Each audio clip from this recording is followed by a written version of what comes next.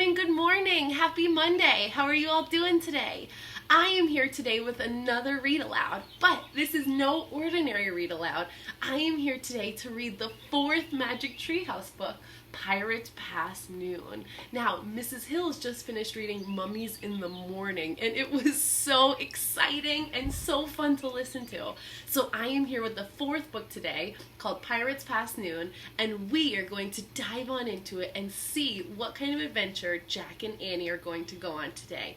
Are you ready? I know I am.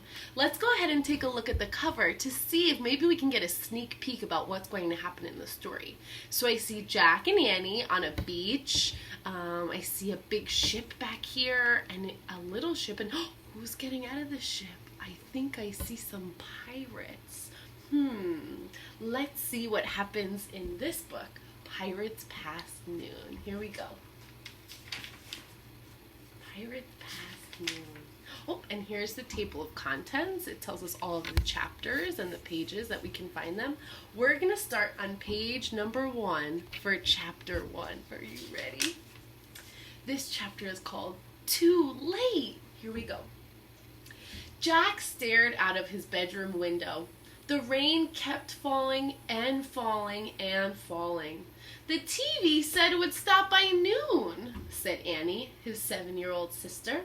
It's already past noon, said Jack. But we have to go to the treehouse, said Annie. I have a feeling the M person will be there today. Remember, Jack and Annie found the medallion with the letter M on it? I wonder who that is. Jack pushed his glasses back into place and took a deep breath. He wasn't sure he was ready to meet the M person yet. We are looking out their window. The mysterious person who had put all of the books in the magic treehouse. Come on, said Annie. Jack sighed. Okay, he said. You get our raincoats and boots. I'll get the medallion and our bookmark. Annie ran to get their rain gear. Jack reached into his drawer and he took out the medallion. It was gold. The letter M was engraved on it. Then he took out the bookmark. It was made of blue leather. It had the same M.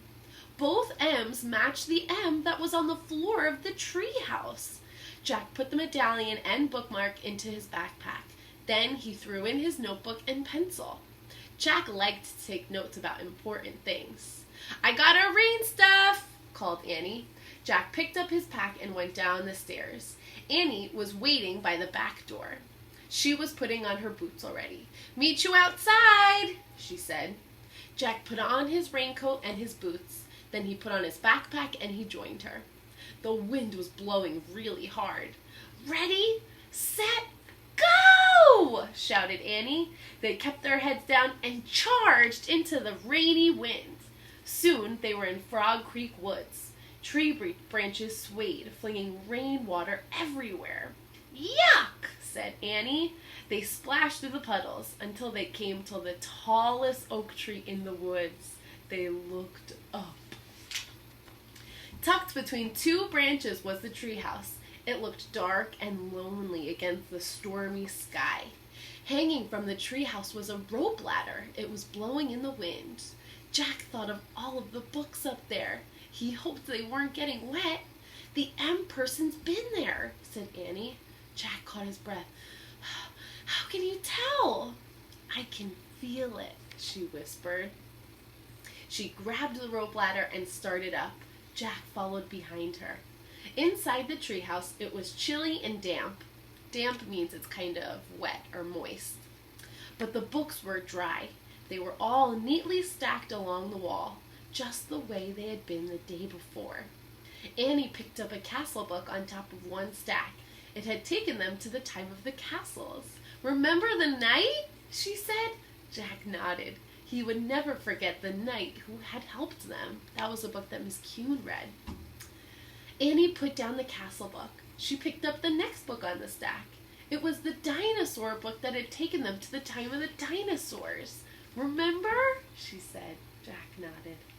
He'd never forget the pteranodon who had saved him from the Tyrannosaurus Rex. Then Annie held up a book about ancient Egypt. Meow, she said. Jack smiled. The Egypt book had taken them to the time of the pyramids. A black cat had come to the rescue there. That was the book that Mrs. Hills read. And here's the book about home, Annie said. She held up the book with the picture of their hometown in it. Frog Creek, Pennsylvania. Jack smiled again. The Pennsylvania book had brought them back home at the end of each of their adventures. Jack sighed. Okay, he still had two big questions. Who was the M person who had put all of the books here? And did the knight, the pteranodon, and the cat all know the M person? Finally, Jack reached into his backpack.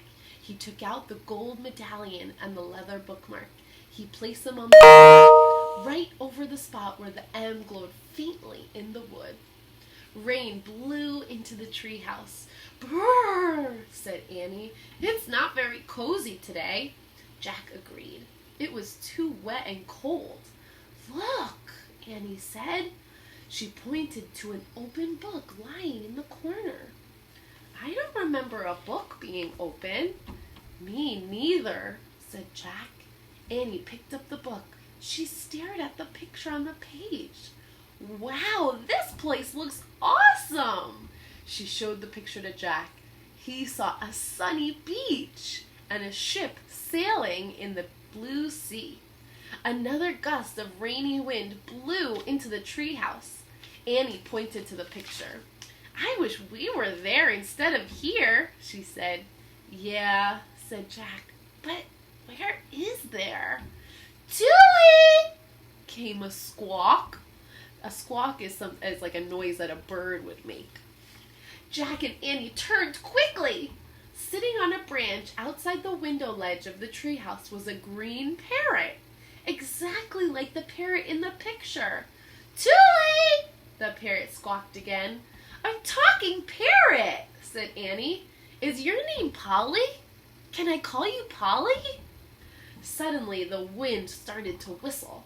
Oh no, now we're in big trouble, said Jack. What do you think is happening now? The wind blew even harder. The leaves shook and the treehouse started to spin faster and faster. Jack squeezed his eyes shut. Then everything was still.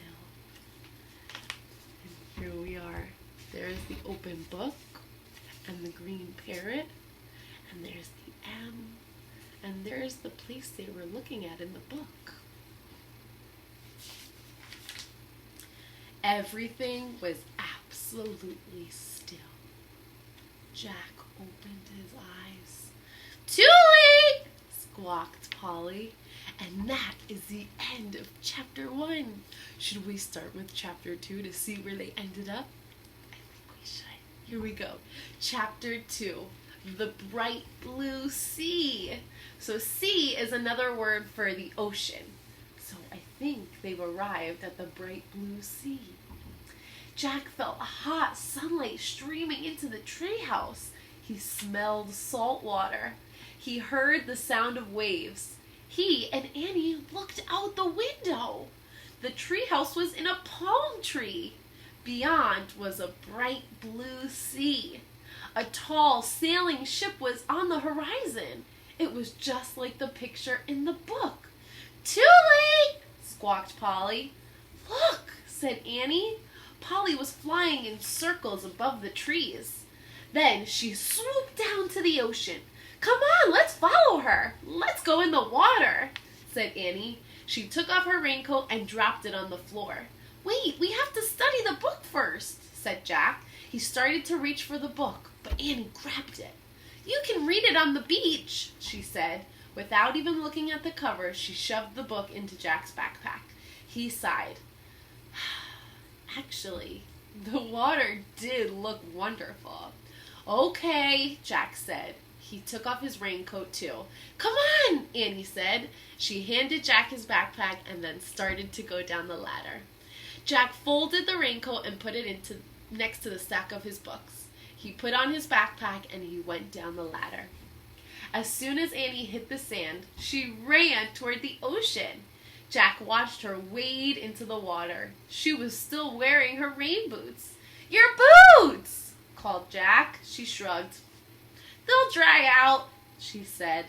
Jack took off his boots and his socks. He put them beside his backpack, and then he rolled up his jeans and ran across the hot sand into the waves.